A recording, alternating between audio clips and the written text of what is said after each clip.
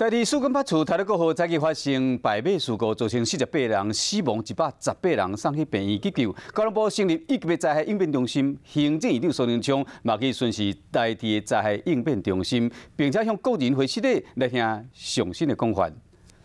现场已经抢救出来，还有8位还在变形的车厢中，也会尽快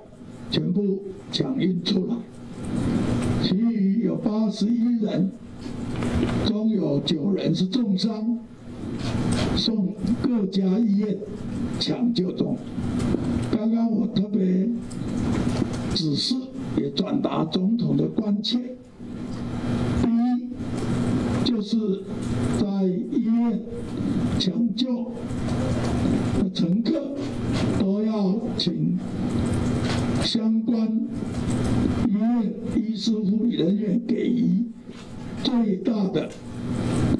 治疗。有关交通，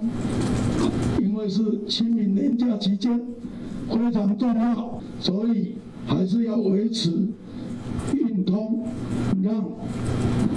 在清明期间需要的承载旅客不会完全阻断。等一下，本人要亲自赶到花莲，到现场以及到医院，